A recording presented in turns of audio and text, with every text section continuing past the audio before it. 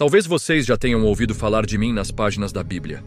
Um simples homem, Elias, o tisbita. Mas vocês precisam entender o tempo em que nasci. Não era um tempo de fé, era um tempo de veneno. Israel havia virado as costas para o Deus de nossos pais. Eles haviam se entregado a Baal, o Deus da fertilidade, da chuva, do poder. Nosso rei, Acabe, era um homem fraco, governado por sua esposa, Jezabel. Ela não era apenas uma rainha. Era a personificação da idolatria, uma sacerdotisa das sombras. Ela caçava e matava os profetas do Senhor. O mal não era apenas uma sugestão. Era a política oficial do Estado. E eu não podia ficar em silêncio. Eu nasci em Tisbe, um lugar que muitos ignorariam. Mas enquanto a nação apodrecia, meu coração queimava. O Deus de nossos antepassados me chamou, e minha fé foi forjada no fogo da apostasia. O que vocês vão ouvir agora não é uma história para dormir. É uma jornada de milagres impossíveis e de um desespero tão profundo que eu pedi a minha própria morte. Prepara-se, pois a partir de agora, minha história tomará um rumo inesperado.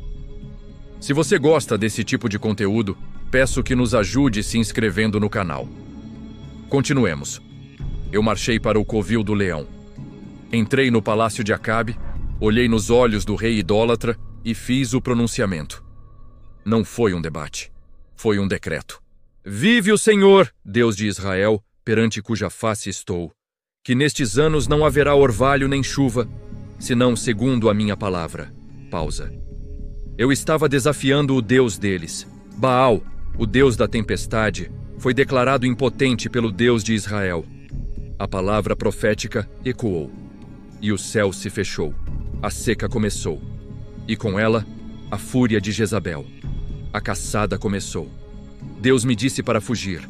Meu primeiro refúgio foi Querite, um riacho escondido, e lá Deus me ensinou a primeira lição de dependência.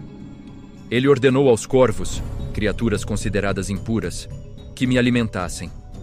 Eu, o profeta da pureza, fui sustentado pelo impuro. Mas a seca que eu profetizei também me atingiu. O riacho secou. A fome era real, até para mim. Então, Deus me deu a ordem mais ilógica e perigosa de todas. Vá para Sarepta. Sarepta. Não em Israel. Em Sidom. A terra natal de Jezabel. A terra de Baal. Deus estava me enviando não para longe do inimigo, mas para o centro do território dele. Era um teste de obediência que desafiava a lógica da sobrevivência. Chegando lá, vejo a mulher que Deus me indicou. Uma viúva, no fim de suas forças. Sua aparência refletia a fome que assolava a terra. Eu pedi o impensável. Traga-me um pouco de água e um pedaço de pão. A resposta dela foi como uma faca. Juro pelo Senhor, teu Deus, que tenho apenas um punhado de farinha e um pouco de azeite. Vou preparar uma última refeição para mim e meu filho, e depois esperaremos a morte. Este foi o momento. A lógica humana gritaria: deixe-a em paz. Mas a ordem de Deus foi fria, lógica e absoluta. A fé dela precisava ser testada. Eu lhe disse: não tenha medo, vá, mas primeiro faça um pequeno bolo para mim. Pausa.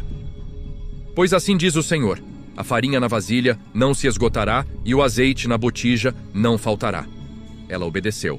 Ela colocou sua fé acima de sua fome. E o milagre aconteceu. Dia após dia, a farinha e o azeite se multiplicavam. No meio da terra de Baal, o Deus de Israel mostrava sua provisão. Mas a paz é passageira. A tragédia bateu à porta. O filho da viúva adoeceu e morreu. A mulher quebrada me confrontou.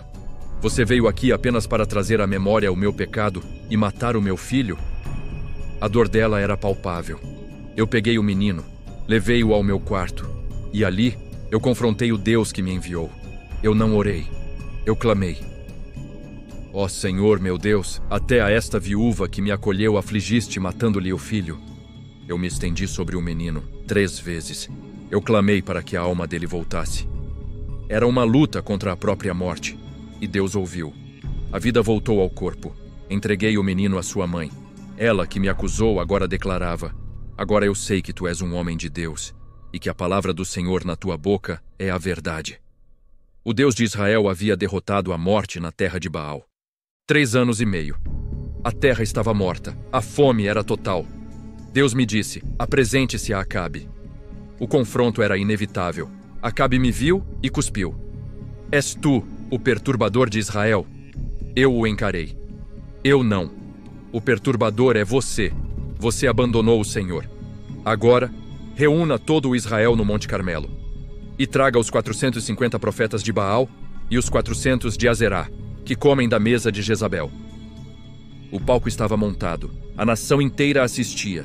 Eu gritei para eles: até quando vocês vão cochear entre 2 pensamentos? Se o Senhor é Deus, sigam-no. Mas se Baal é Deus, sigam-no. Pausa. O povo não respondeu nada. Eles estavam com medo. O desafio foi feito. O Deus que respondesse com fogo, esse seria Deus. Os profetas de Baal começaram. Eles gritaram de manhã até o meio-dia. Dançaram. Se cortaram com lanças até o sangue jorrar. E nada. Ao meio-dia, eu comecei a zombar deles. Gritem mais alto, ele é um Deus. Talvez esteja meditando. Ou foi ao banheiro. Ou talvez esteja viajando. Ou talvez esteja dormindo e precise ser acordado. E eles gritavam ainda mais. Mas não houve resposta. Então, minha vez. Eu reconstruí o altar do Senhor, quebrado por Jezabel. Usei 12 pedras, uma para cada tribo. Cavei um valo e fiz o impensável. Derramem água sobre o sacrifício. 3 vezes eles encharcaram tudo. Não haveria truques. Eu orei. Responde-me, Senhor, para que este povo saiba que Tu és Deus. Pausa. E o fogo. O fogo de Deus caiu. Consumiu o sacrifício, a madeira, as pedras, o pó, e lambeu até a água no valo. O povo caiu com o rosto em terra, gritando: O Senhor é Deus! O Senhor é Deus! Naquele dia, eu executei os profetas de Baal. Naquele dia, a chuva voltou. Eu me senti invencível. O poder de Deus fluiu através de mim. Eu corri mais rápido que a carruagem do rei, e então, a mensagem chegou. Não de Acabe, de Jezabel. Uma única frase: que os deuses me castiguem, se amanhã a esta hora eu não fizer com a tua vida o que você fez com a dos profetas. E o homem que enfrentou 850 profetas, quebrou. O homem que invocou fogo do céu, fugiu de uma única mulher. Eu corri pela minha vida, corri até não aguentar mais, e aqui tenho que confessar a vocês. Esta foi a época mais sombria. O homem cansado e desanimado. Eu me joguei debaixo de um zimbro, na solidão do deserto, e pedi a Deus para me matar. Já basta, Senhor. Toma a minha vida, pois não sou melhor do que meus pais. Eu, que ressuscitei um menino, agora pedi a morte. E como Deus respondeu? Não com trovão, não com fogo. Ele enviou um anjo, com pão e água. 2 vezes ele me acordou e me alimentou. Deus cuidou do homem. Ele não se importou apenas com o profeta. Ele se importou com o homem cansado. Com aquela comida, eu caminhei 40 dias e 40 noites, de volta à origem, ao Monte Horebe, o Monte de Deus. O mesmo lugar onde Moisés recebeu a lei. Eu me escondi na caverna, e Deus me confrontou. O que você faz aqui, Elias? E eu despejei minha dor. Eu tenho sido zeloso, mas eles mataram teus profetas, e eu sou o único que restou, e agora eles querem me matar. E então, Deus me ensinou a lição final.